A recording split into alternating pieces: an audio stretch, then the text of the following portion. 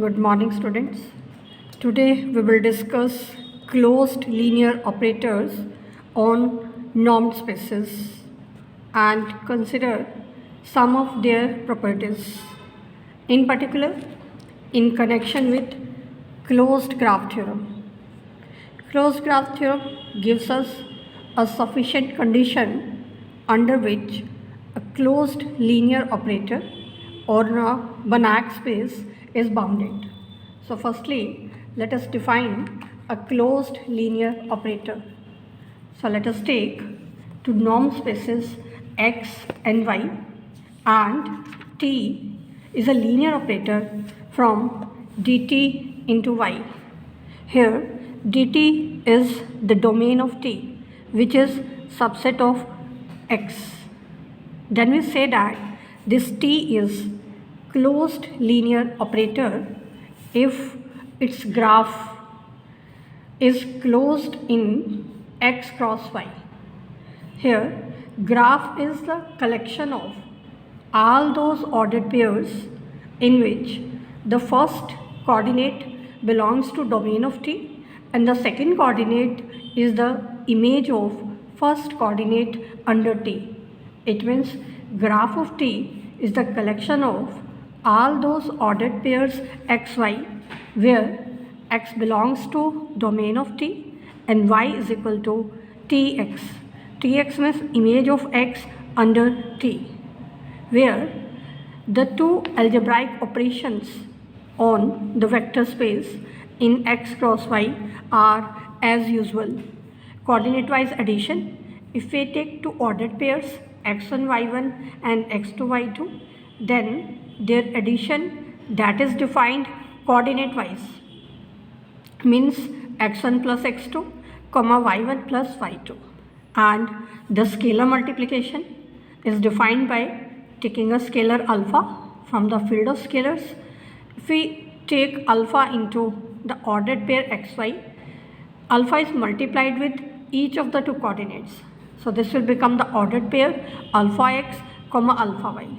So these two are the algebraic operations of the vector space in x cross y, and the norm on x cross y that is defined by we take the norm of ordered pair xy is equal to norm of first coordinate x plus norm of second coordinate y.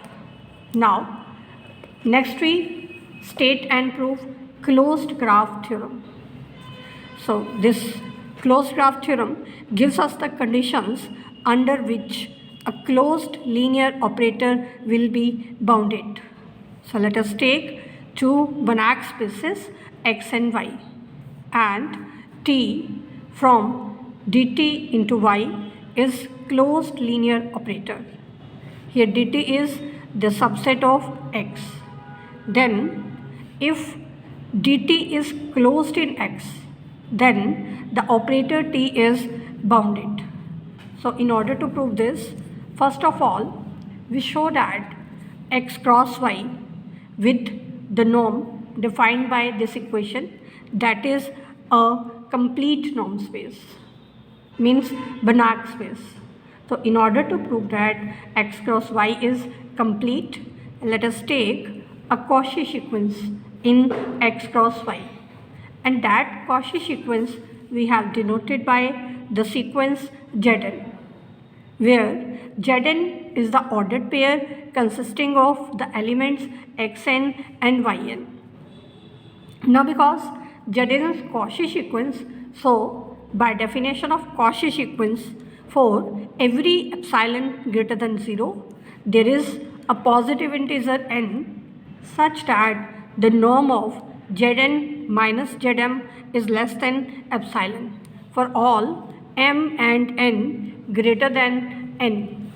Now from here, substituting the value of Zn and Zm, Zn is the ordered pair consisting of xn and yn, and Zm is the ordered pair consisting of xm and ym. So this becomes norm of xn minus xm comma yn minus ym. This norm is less than epsilon. Now by using the definition of norm which we defined, by using that definition we have obtained norm of xn minus xm plus norm of yn minus ym is less than epsilon for all m and n greater than n. Now, because sequence Zn is Cauchy sequence, so Zn minus Zm norm approaches to 0 as n and m approaches to infinity. So from here we can say that xn minus xm norm approaches to 0 as m and n approaches to infinity, and also yn minus ym norm approaches to 0 as m and n approaches to infinity. So from here we can say that the sequence xn is Cauchy in x, and from here we can say that the sequence yn that is Cauchy in y. Now, because x and y both are complete norm spaces, so the sequences xn and sequence yn both are convergent in x and y respectively. So we can say that sequence xn converges to x, where this element x belongs to x, and the sequence yn is converging to y, where this y belongs to the space y. So we can say that the sequence Zn that converges to the ordered pair xy, means which we have denoted by Z, and this is an element of x cross y, because if we take m approaches to infinity in the first equation, from there this will become norm of Zn minus the limit of Zm, the limit of Zm that is Z, so this will become norm of Zn minus Z, and this is less than epsilon. So we can see that the sequence Zn is convergent to Z. So we have proved that any arbitrary sequence Zn which is Cauchy sequence that converges in x cross y. So we can say that x cross y is complete. Now, because T is closed linear operator, so by definition of closed linear operator, its graph is closed in x cross y, and also domain of T is closed in x. Now, x is Banach space. Banach space means that is complete norm space, and closed subspace of Banach space is complete. So, domain of T which is contained in x, that will be complete. In the same way, x cross y, that is also complete norm space, and graph of T, that is a subspace of x cross y. So we can say that graph of T, that is also complete norm space. So we can say that graph of T, that is complete. So we have obtained graph of T that is complete and domain of T that is also complete. Now we are to use open mapping theorem, or we can say bounded inverse theorem. So in order to use that theorem here, we require a bounded linear operator from one Banach space into another Banach space. So let us define an operator P from graph of T into domain of T by taking an ordered pair x comma tx from graph of T, and let us define its image under P is equal to x. Now we prove that this P is bounded, linear and bijective operator. So first of all, we prove that P is linear operator. So to prove P is linear, let us take two elements from graph of T. So first element, we have taken the ordered pair x1 comma tx1, and second element from the graph of T, we have taken the ordered pair consisting of the elements x2 comma tx2. tx2 is the image of x2 under T, and let us take two scalars alpha and beta. Now let us find the image of alpha into x1 comma tx1 plus beta into x2 comma tx2 under the mapping P. Now this can further be written as P of alpha x1 plus beta x2 comma alpha tx1 plus beta tx2, and by definition of P, which we have defined by using that definition, this will be is equal to the first coordinate. First coordinate is alpha x1 plus beta x2. Now substituting the values of x1 and x2. Now x1 is the image of x1 comma tx1 under P, and x2 is the image of x2 comma tx2 under P. So we have proved P is linear operator. Now next we proved that P is bounded. So let us find the norm of P of x comma tx. So by definition of P, P of x comma tx, that is norm of x. So norm of P of x comma tx, that is x norm. Now x norm is less than or equal to x norm plus tx norm, and this can further be written as by using the definition of norm which we defined already. So by using that definition of norm, this can be written as norm of the ordered pair x comma tx. So we have proved P is bounded operator. Now next we proved that P is bijective. So first of all we proved that P is 1 1. So let us take two elements from the graph of T such that their images are same. So first element from graph of T, we have taken x1 comma tx1, and second element we have taken the ordered pair x2 comma tx2. Let us take the image of these two elements under P are same, and we are to prove that these two elements are also same. Now because image of x1 comma tx1 is equal to image of x2 comma tx2. Now by using the definition of P, by definition of P, the image of an ordered pair is the first coordinate.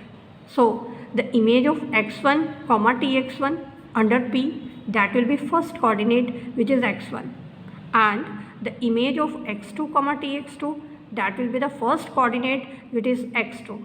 So we have obtained x1 is equal to x2, and also we have tx1 is equal to tx2.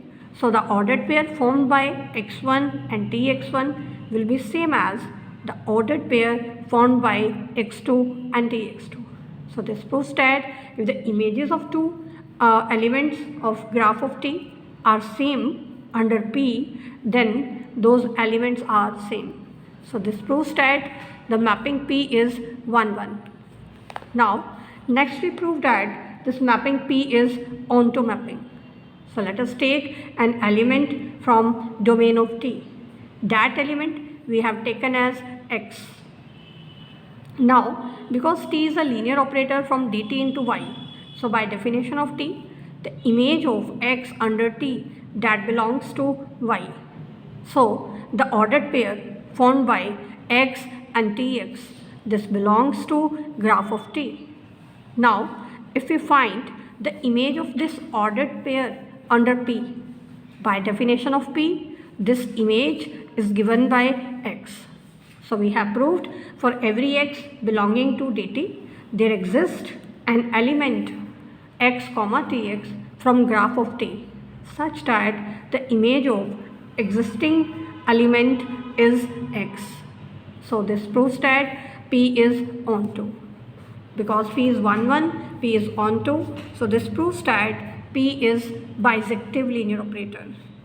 Now because P is bijective, so we can say that the inverse of P exists. So we can define P inverse from dt into graph of T, defined by P inverse of x is equal to the ordered pair consisting of the elements x comma tx. Now because graph of T is complete in x cross y, and domain of T, that is complete subspace of x, so we can apply bounded inverse theorem.